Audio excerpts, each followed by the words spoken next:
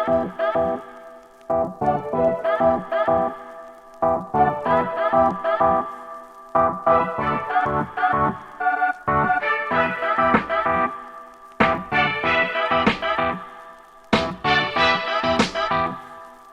you guys. Welcome to another episode with me, your host, Gianna Rackham of I Really Love Myself, the podcast, where we get into all things relationships, feminine energy, sovereignty, codependency, and all things related to that subject. And I have a really amazing guest today.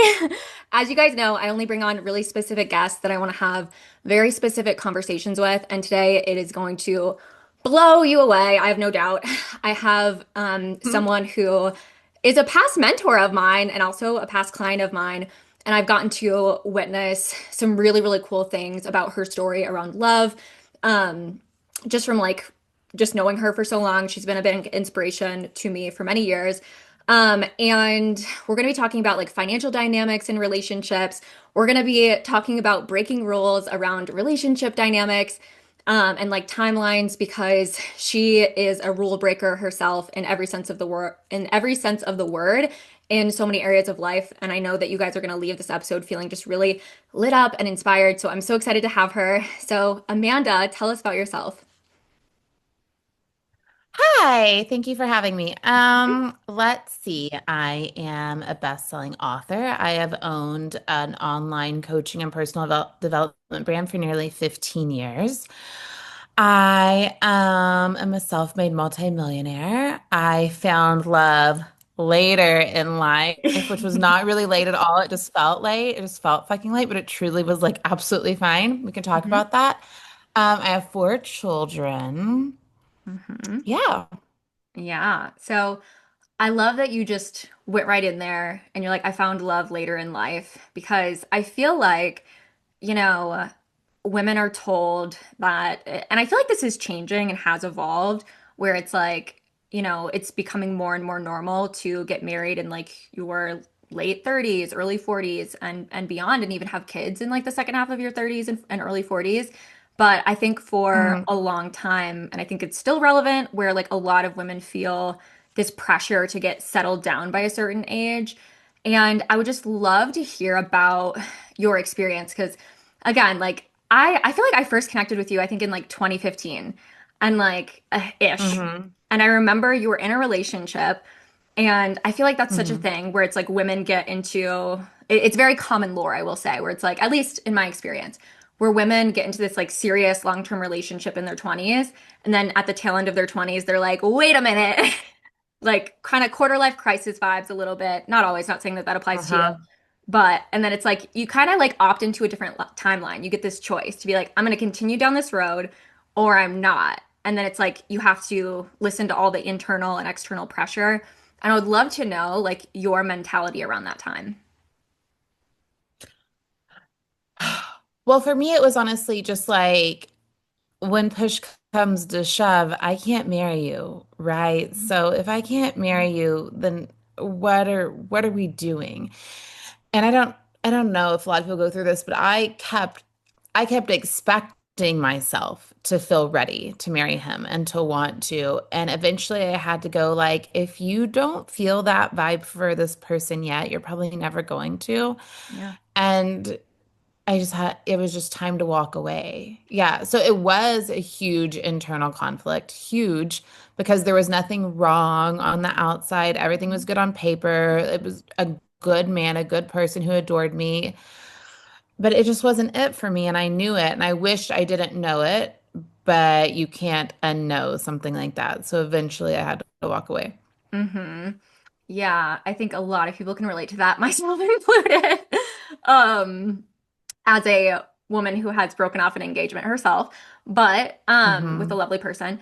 But okay, so this is like a little side quest question because around that time, like you were online doing your thing, you had your audience, and like I remember people just like being like, "Oh my gosh, Amanda is going through a breakup. Like she must need coaching or something like that." I mean, how did you navigate like the parasocial element of your personal life? I felt, yeah, I think it was because I was open. I was open that I felt like I had wounds and struggles and like childhood things in my subconscious. I think I was open with the fact that I was about to be on a dating journey and a healing journey.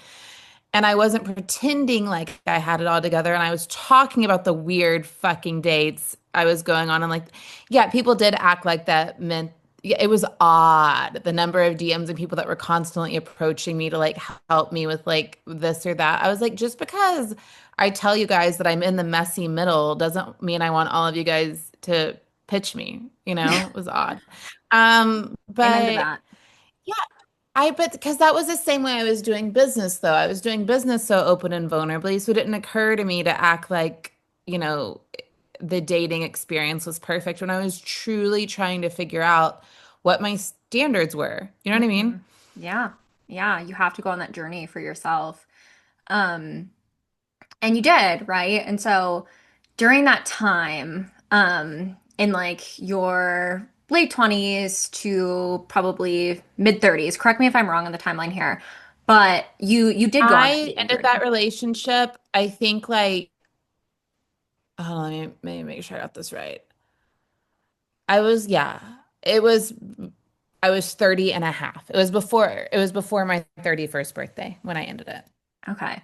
That's very like post Saturn return vibes. Which Yeah. is yeah, in my opinion. Like Right. a lot of Right. people like either during or right after their Saturn return, like breakups, divorces, also like having babies is such a thing. So here for it. It's Well, very and I ended a relationship and I moved to Bali. I was like, Oh, it was Saturn return E, yeah. Yeah, in the yeah. sense Okay. that I blew up my whole life. Yeah. You, I mean, all iconic women do. Like you have more than one life in your lifetime. So love it, love it. Absolutely. Okay. Yeah. So at that point, and you like went on this whole dating journey, and you were doing a lot of work, figuring out what you really wanted, working on certain patterns that you wanted to work on. And, eventually you met your now partner. And something that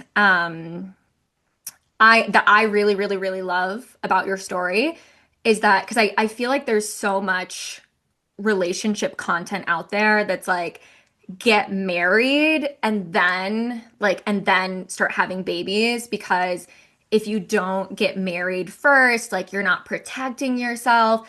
And I just feel like From what? I want to know from what? What would I have been protected from by getting married first? Like, I genuinely want to understand this. No, but from what? I really want to understand. What are we, listen, if a woman has no education, no career, is completely reliant on a man, then maybe she needs to lock him in to be able to owe her something if they break up or whatever. But like, that's not my situation. What would I have been protected from? Yeah, amen. Because I mean, I was just reading about this earlier, how like Rihanna, who's with A$AP Rocky, they're very happy and they're not married, and people are like in the comment section. Because I'm a comment like consumer. I love looking at the commentary, even if it's bots. But people are like, yeah, but they're not married, like which it's giving religion. It's giving like religious Yeah, brainwashing. it's get like, yeah, like my father owns me and then my partner owns me or whatever. Mhm. Yeah, like pass me off and throw in a couple goats. It's like, yeah, Yeah. it's odd. Like we are allowed to be free agents in every form. So, okay.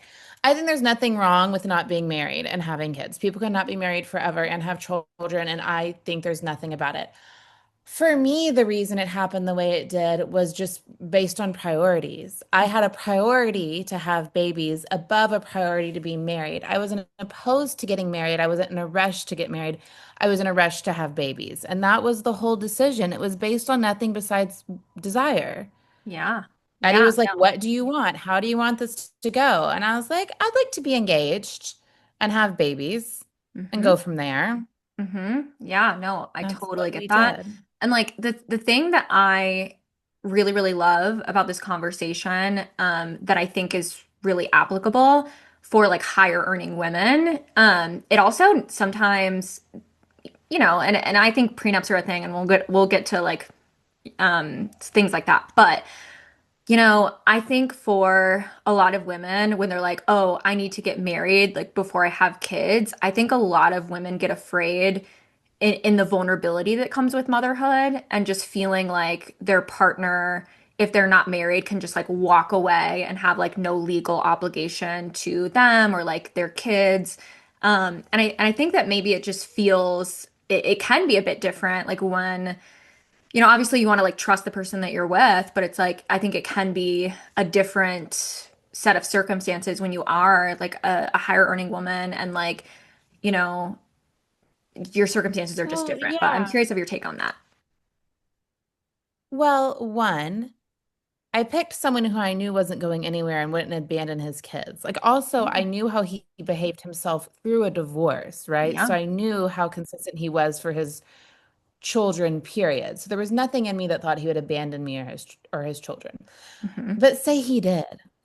Oh well, like I'll just pay for support.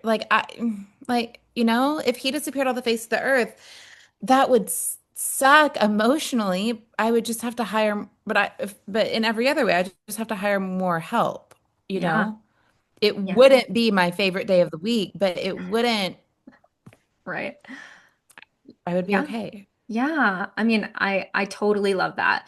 I mean, what would be your advice? Because, you know me, relationship coaching for a long time, and I've seen so many different kinds of situations behind the scenes where it's like women who were interdependent or even dependent on their significant other, their spouse, their children's father, and he just gets completely, he just like walks away, kind of leaves them high and dry.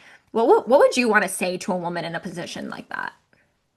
I mean, I just can't even imagine. Okay, so here, I'm gonna like money queen this a little bit. Yeah, So let's do it. you know how in life we just have standards for stuff. Right. We have different things we are and aren't available for, different things that we think are common, we think are the norm, things we can't imagine happening to us. I have yet to seriously be involved with a man who would be capable of that. That's not how I think of men at all. That's not what I would expect from men. I don't know any men that are like that. Yeah. Every man I know, all my friends, partners, anyone I've been in a relationship with, is not looking to walk away and start over, is a highly, highly devoted type of man. Hmm. Like pot committed, like all in, just as who they are. So like that, I guess that's something some men do, but I would rearrange that whole expectation and belief system because there's plenty of men in the world that like what would Eddie or any other man gain from walking away? Like Yeah. his whole world exists inside this house, Hmm. Yeah. you know?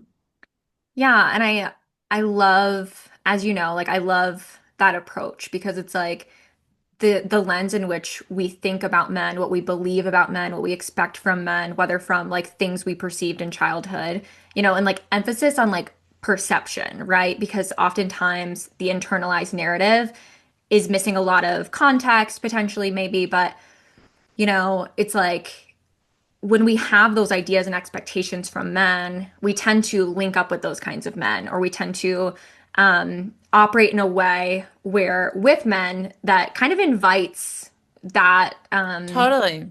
that Whatever our out. patterns are, we keep doing the thing we've always done and we keep creating the patterns we've always had and we don't even know it until we shine a light on it and go like, oh, right. Like I definitely had the dating pattern of like you're dating people and you feel like it's like this really bad, weird energy. You feel like you want them all to commit and them all to chase you and them all to hunt you down and to desire you and want you forever when Mhm. you don't even know if you like them. Like Yep. that to me was Oh yeah. that was a really weird standard, a really weird thing that I kept creating. What I had to shift it to is me being genuinely interested in getting to know the people I went out with and then being genuinely interested in getting to know me and just seeing what was there, but not needing them to validate anything in me. That was my huge shift. But until I had that huge shift, I was just constantly like in this state of, but do they like me? Are they chasing me? Are they pursuing me enough? Like, and that whether I wasn't even thinking about if I liked them. I was Yep. just thinking about that I needed them to prove something to me. And I Yeah. attracted that over and over and over and over and over again. And it obviously was me and the way I was showing up that was creating it. If I were to do it a million times, it had to be like a combination of neediness and a need for validation and a this and a that, whatever. But we all have things like that. It's just once we realize that we're the common denominator of all of our life experiences, we can Mhm. create something else.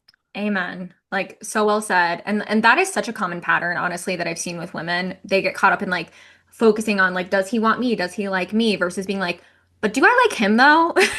Like, is this even like a good Because fit if for you me? don't like him, we shouldn't even care. Yeah. Like you Yeah. shouldn't even be like once I got to the point where I was truly just dating and enjoying myself on the dates and not trying to evaluate how much I liked someone or how deeply, as long as I was Mhm. being treated well and I was having a good time, it was just like, do I desire to go on the next date? Yes, Yeah. no. Like, and I let it be like that. And it took all the pressure on dating and my life got way more fun. 100%.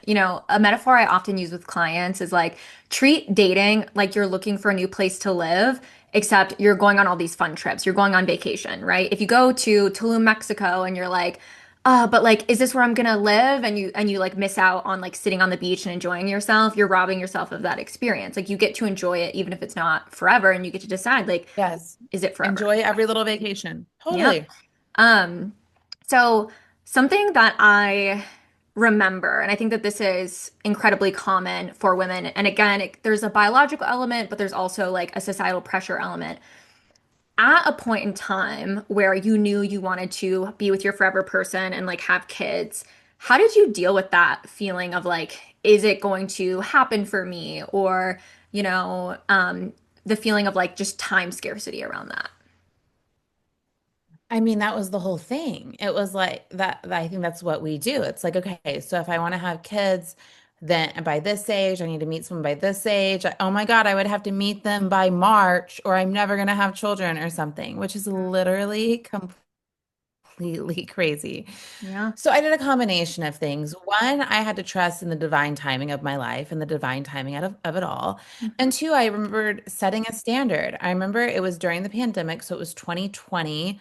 So how old was I in 2020 if I'm 40 now? So I guess I was 34 in this point of the pandemic, Mhm. but I just remember I'm walking around LA and it's like ghost town and I'm taking my daily walks. And I remember Eddie and I were not back together yet at all. We had met, we had dated, but we had, broken up for a time. So it's during that broken up season. And I'm not expecting him to back into my life. I'm truly not. Mhm. Yeah. Anyway, so I'm walking around LA and I'm just like, God, I need to have a baby my 36th year of life. Okay, like this is the standard. This is the declaration. This is what we're choosing. And now I'm just going to go back to dating and liking and enjoying my life. Thank you.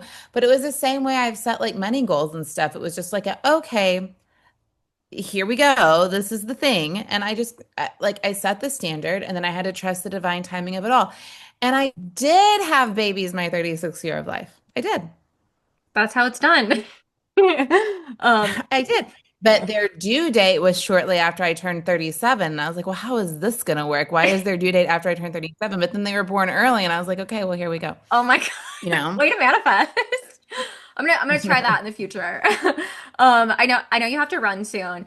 But Yeah, one you're fine. last question, and then if there's anything else you want to share. You're with your man, your person, you're building this beautiful family while still just doing everything that you want to be doing with your work and your career, which is amazing and inspiring. How did you know Eddie was your person? Like, yeah, how did that come through for you?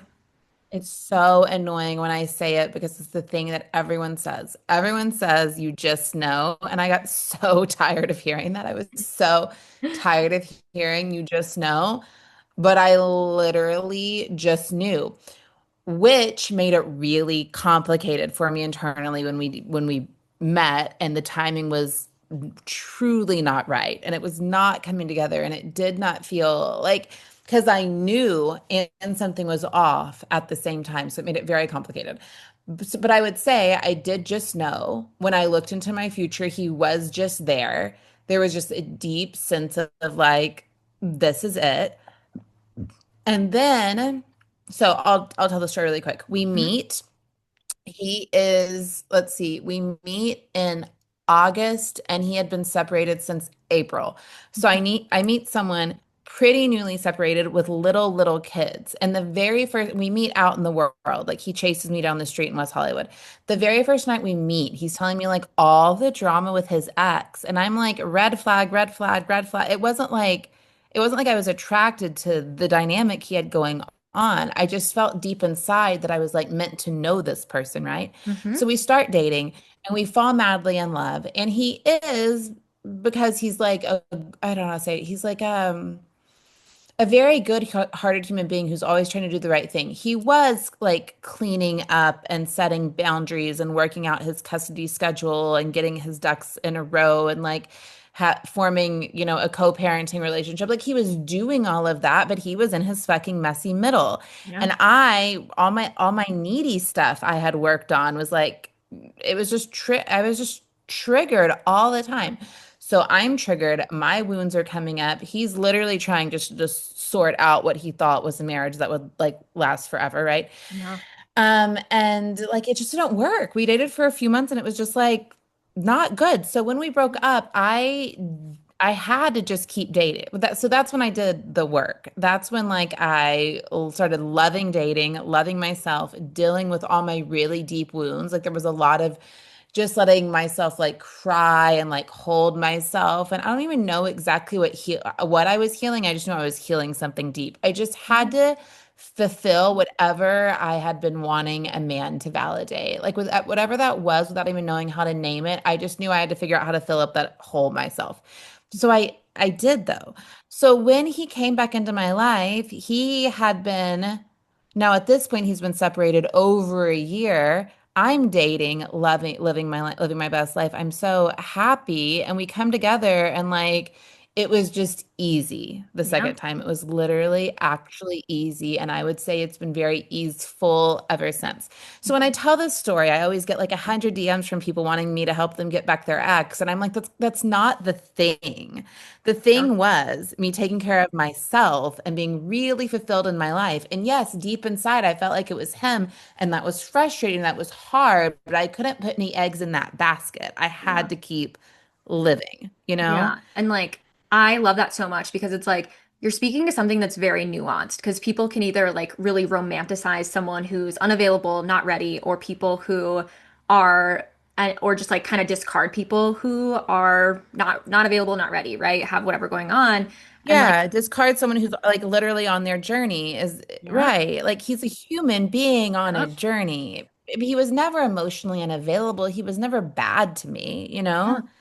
Yeah, and like, you know, I like and the thing that I really believe about that, it's like as you commit to yourself and your alignment, like whatever's going to work out will work out from there. It's not from like latching on and like self-abandoning and you did exactly that and I love that so much. So, Yeah, I'm here for it. absolutely. I'm And here I for really you. do. Yeah, I just really showed up for myself in that season of Yeah. life. And then it was easy for us to come back together. It really actually was. And like, Mhm. I don't know, like if we were to look at it, I was leaning into some feminine stuff and he was showing up in a very masculine way. And we can talk about the polarity of it all. But the thing is, I wasn't putting it on. Like I had always heard all these feminine energy fucking teachers, and it made it sound like being feminine was like a t-shirt you put on. Like And a I could rule. never Yeah. figure it out. Mhm. Yeah, it was like a way I was supposed to be. All this was me being in my own trust, in my own happiness, on my own joyful journey, and that is feminine, but that's not something you can put on if it's not genuine. You know what I mean? Yeah, 100%. Like we all have our inherent wiring. And I think when we do feminine energy work, like it has to feel like we're unlearning something that's not authentically us versus feeling like we're trying to Mhm. force ourselves to do it right and be Mhm. something that we're not to then get the man. Yeah. So, Mm. No, which will never work. Totally. And then because then the thing is, say you get them, you have to stay with them. So anything you had to fake to get them, like sounds it's not exhausting. gonna. Yeah, it has to, right. It has to be activating things you really are. Like I really was becoming more whole. It wasn't an act. So Hmm. now I can continue to be whole in the relationship. Yeah, So yeah, exactly. Yay. So yeah, we had kids first and it's been completely fine. And he gave me a huge diamond and Gorgeous. everything gets to work out. Everything really does get to work out. But you have to trust yourself. You have to heal the things going on with you. You have to trust in the divine timing of your life and you can set standards for what you want. It's a journey just like money or business or any other fucking thing. Yeah, 100%. I mean, they like I love how you kind of like touched on a lot of things very naturally around because I kind of wanted to hear your thoughts on like financial abuse, but like I really feel like when you spoke about women whose like children's fathers walk away and there's like, you know, them kind of approaching like their own money mentality, but also their perception of men, their stories about men. I feel like that there's a lot in that that people can take away.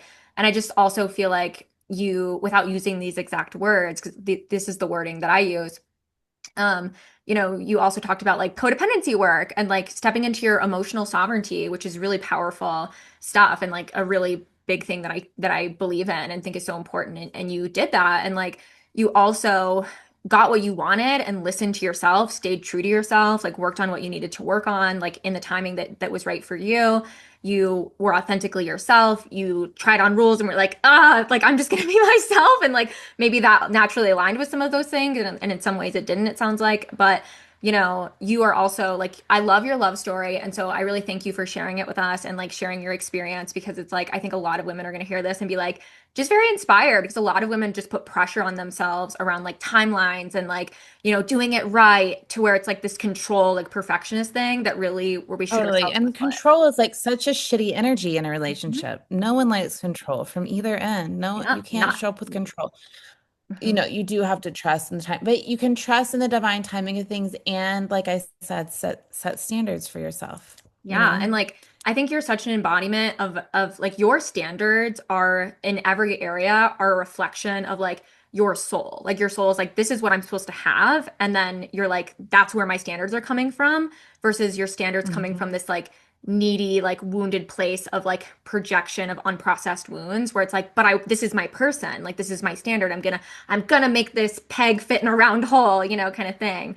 And like No. yeah. So I I love also made an interesting standard that might be worth someone pondering. When he came yeah. back into my life, I said, okay, I'm not going to tell him this, but I'm going to know inside 3 months. 3 months. Either in 3 months, this fully comes together, or we're not meant to be in each other's life. Because he came back into my life and like he's saying, I feel like you're meant to be in my life. I don't know what that means. It didn't work when we tried to date. And I'm thinking, you fucking idiot. We're not friends. Like we're like in love.